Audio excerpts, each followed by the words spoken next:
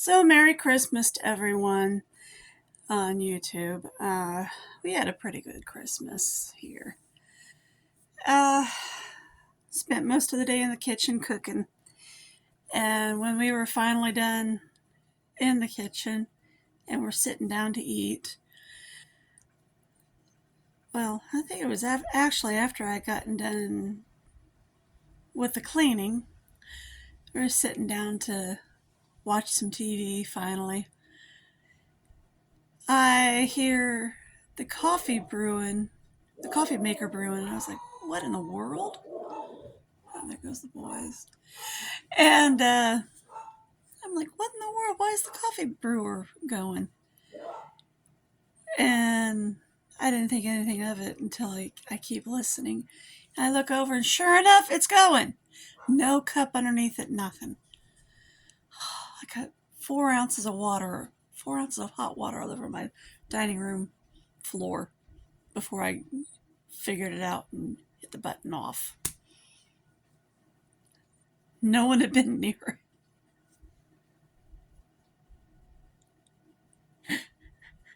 it. There's a reason my coffee maker is in the dining room instead of the kitchen. There's not enough kitchen counter space in there for my new coffee maker. Well, so it's not in Mr. Dille's nature to play with appliances. However, it is in little Dominique's nature to do it. The little boy who was killed next door.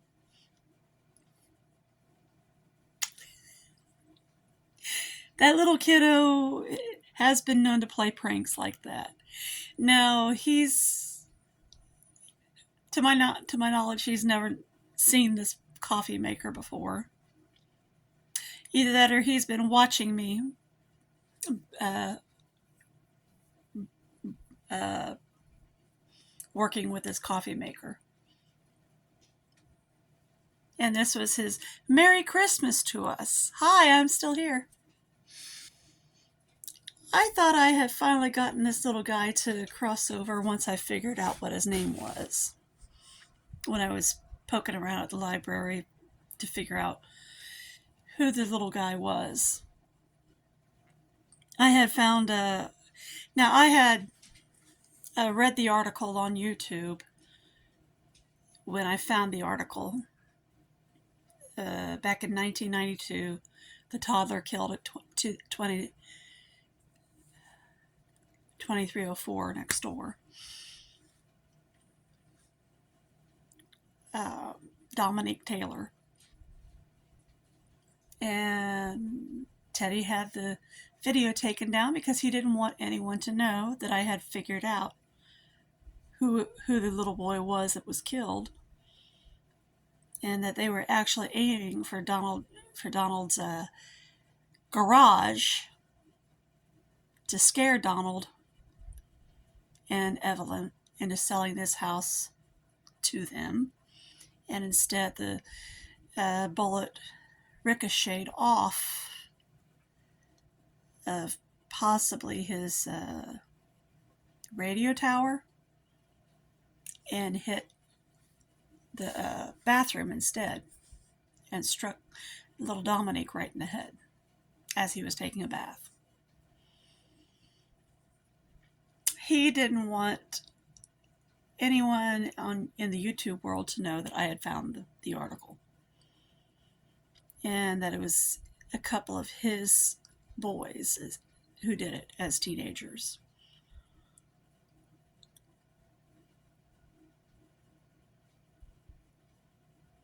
Same as there was another of his teenage boys, Antoine, who had gotten busted with drugs here recently at his house.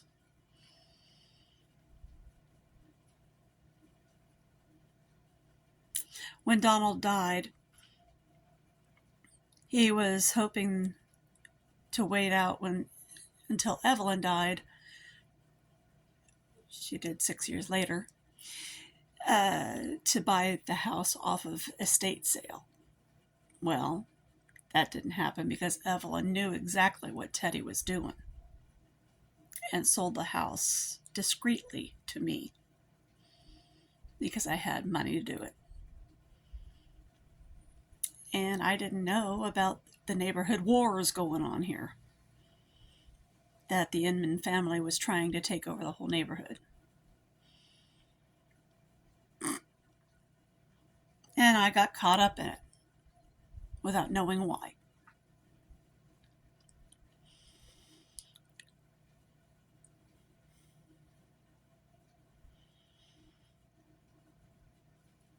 Pretty nasty characters. Just sad the little boy was killed in all of it. But ever since then, no children have been allowed to grow up to adulthood here. They've all been taken out of here or been forced to move.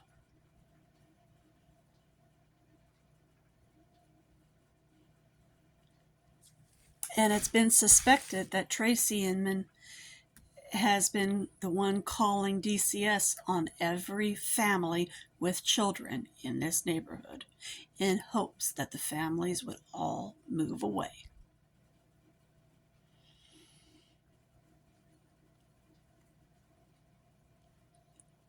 It's long been suspected in this neighborhood that she is the snitch.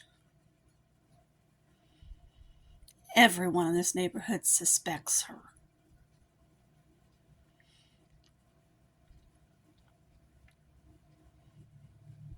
Especially since she's got a sign up on her door saying, "I work from home, leave me alone."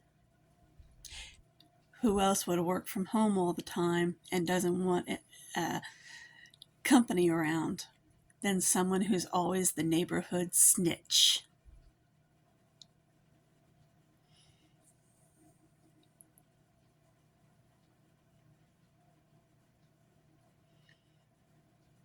Hey, we got a family here with kids. Come get them. Mm-hmm.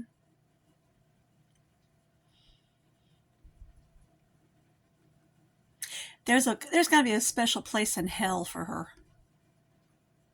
As many families as she's destroyed.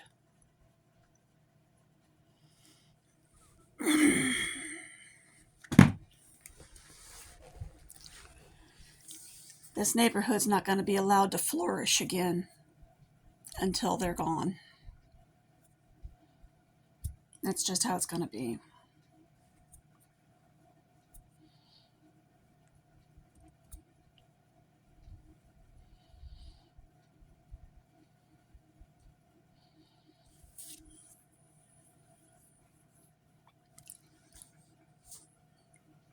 So, this neighborhood's always going to be a pit of despair while they're here. Because that's how they like it.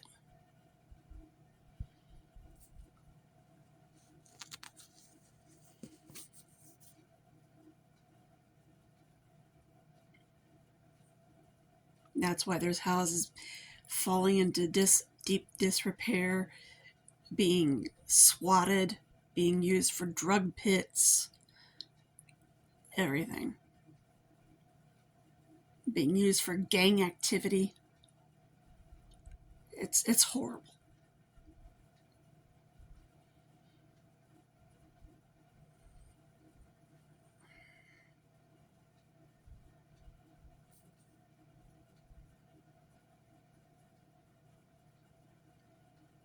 And it's always going to be this way until they pass away.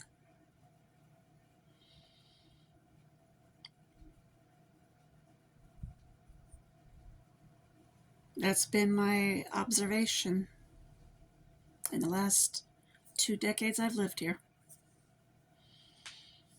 I've noticed no children are allowed to ever grow to adulthood here.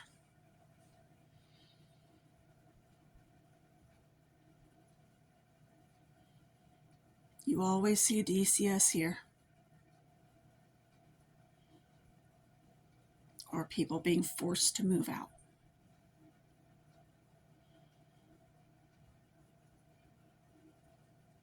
just like they tried to force me to move out.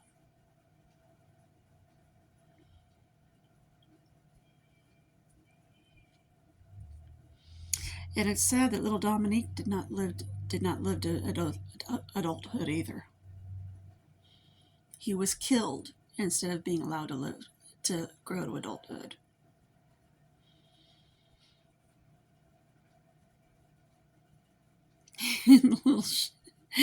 I really honestly thought I had gotten him to cross over once I had learned his name. But when the coffee maker turned on by itself, I was like, you've been watching me, haven't you, little turkey? Merry Christmas to you, kiddo.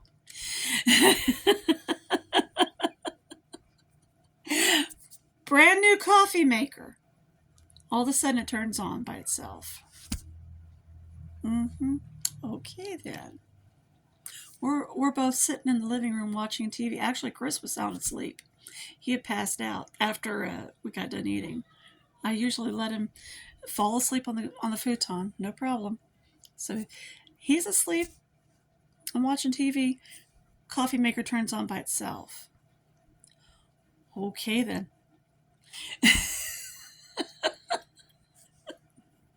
Here we go again.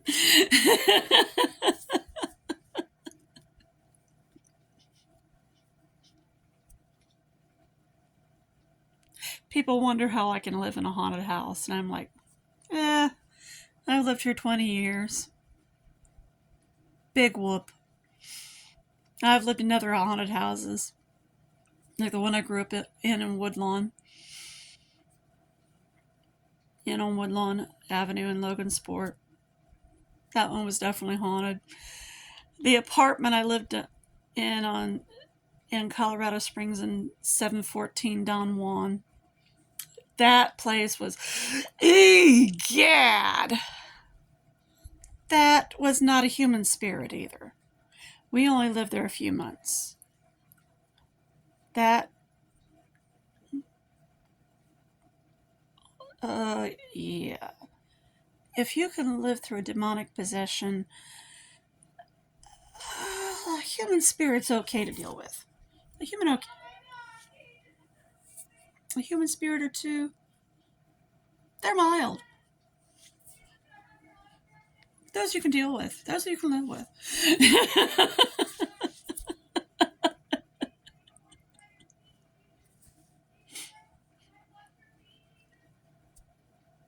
Especially when the elder of the two saves your life.